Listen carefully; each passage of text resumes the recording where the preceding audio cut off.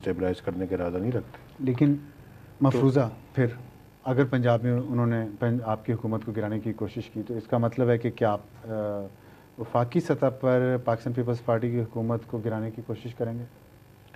یہ گرانے مٹانے والی باتیں اب نہیں ہونی چاہیے، اور میرا خیال ہے کہ اس کھیل میں کسی کو بھی نہیں الجھنا چاہیے. اس سے بہت ایک ٹرم آئل اور ملک کے اندر ایک عجیب سلسلہ جو ہے وہ شروع ہو جائے گا، جو پھر دوبارہ کنٹرول نہیں کیا جا سکتا.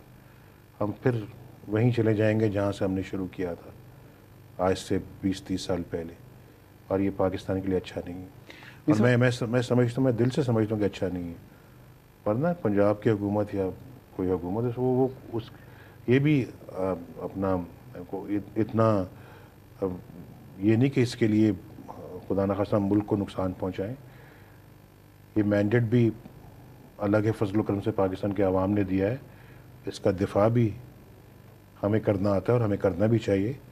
اور ایسی بات نہیں ہے کہ ہم اپنا جو ہے وہ دفاع نہیں کر پائیں گے، لیکن اس کھیل میں، اس مذموم کوشش میں کسی بھی فریق کو پڑنا نہیں چاہیے. 18 فروری سے لے کے ابھی تک جو بھی آپ نے سیاست کی ہے، ابھی بھی آپ جو بات کر رہے ہیں، ایک اصولی موقف ہے، اصولی سیاست ہے. آصف علی زرداری صاحب کے ساتھ، پاکستان پیپلز پارٹی کے ساتھ آپ کا تعلق رہا، معاہدے ہوئے، خلاف ورزیاں ہوئیں، سب کچھ ہوا. جب آپ پیچھے مڑ کر دیکھتے ہیں، آپ کو کبھی احساس ہوتا ہے کہ آپ یہ نہ ہی کرتے، پیپلز پارٹی کے ساتھ معاہدہ ہی نہ کرتے، ساتھ ہی نہ چلتے، جو کہ آپ کی پارٹی کے اندر ایک بہت بڑا گروپ یہ چاہ رہا تھا، اکیلے ہی سفر جاری رکھتے جیسے اب کر رہے ہیں؟ میرا خیال ہے کہ اس کی شاید ہمیں اتنی ضرورت نہیں تھی جتنی کہ پیپلز پارٹی کو ضرورت تھی. اور لیکن ہم یہ بھی نہیں کہتے. میں سمجھتا ہوں کہ اگر ہم ایسا نہ کرتے، ہم پاکستان میں غیر جمہوری قوتوں کو مضبوط کرنے کا ایک کردار ادا کرتے. ہم ڈکٹیٹرشپ کو پھر نہ چاہتے ہوئے مضبوط کرتے. ڈکٹیٹرشپ کو ہم اپنے ہاتھوں سے مضبوط کرتے. تو میرا خیال ہے کہ وہ نیتی کے ساتھ ہم نے تعاون کا جو آغاز کیا تھا، اس راستے پہ اگر ہم چلتے، آج ہم بہت ساری منزلیں طے کر چکے ہوتے. یقین جانیں ابصار صاحب، ہم بہت آگے چلے گئے ہوتے. لیکن بس بد نصیبی ہے کہ ہم بیچ میں یہ سفر ہمارا رک گیا ہے. بہت بڑا فیصلہ تھا یہ.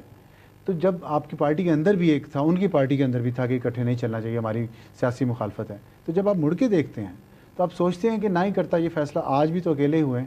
مجھے ریگریٹس نہیں ہے کوئی بھی. ہم نے اگر ایک ساتھ چلنے کا فیصلہ کیا تو بڑا اچھا فیصلہ تھا. ساتھ نہیں چل سکے، ساتھ نبھا نہیں، یہ اور بات ہے. قوم تو مایوس ہے ابھی بھی، اور اگر جج بحال نہیں ہوتے اور آپ دونوں پارٹی ساتھ نہیں چلتی تو مایوسی تو بڑھے گی. آپ کے پاس کیا کوئی پلان ہے؟ گھر میں نہ بجلی ہے، نہ گھر میں پانی ہے، کیونکہ پانی بھی بجلی کی وجہ سے آتا ہے، اور نہ گھر میں چولہا جلے، تو وہ گھر کیا آباد ہوں گے؟ گھر اجڑ جائیں گے. اور پھر اس کے بعد پھر لوگوں کو روزگار نہ ملے اور لوگ بھوکے اپنے بچوں کو سلائیں. یعنی میں نہیں سمجھتا، آپ اندازہ نہیں کر سکتے کہ اس وقت لوگ کس کرب سے اپنی زندگی گزار رہے ہیں.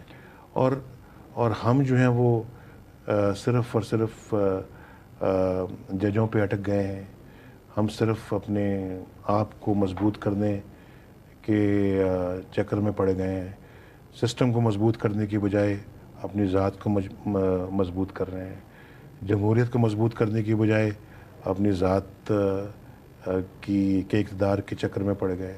پاکستان کے اندر جو ہے نا وہ یہ بے پناہ مسائل ہیں. جیسے میں نے پہلے کہا ہے کہ یہ مل جل کے حل ہو سکتے تھے، اور یہ مل جل کے کوئی اکیلی پارٹی کے بس کی بات نہیں ہے اب یہ. لیکن آپ نے کرب کا ذکر کیا، عوام کے کرب کا، عوام کی بے سکونی کا. آپ نے کہا مل جل کے حالات بہتر ہو سکتے ہیں.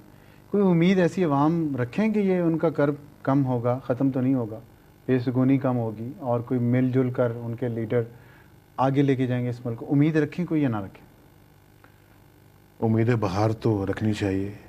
میں تو سمجھتا ہوں کہ اس قوم کا نصیب اتنا برا نہیں ہے کہ ہم سب مایوس ہو کے بیٹھ جائیں. اس کو ٹھیک کرنے کے لیے، اس کو حالات کو بدلنے کے لیے، اس طوفان کا رخ موڑنے کے لیے عزم ابھی تک سینے میں زندہ ہے.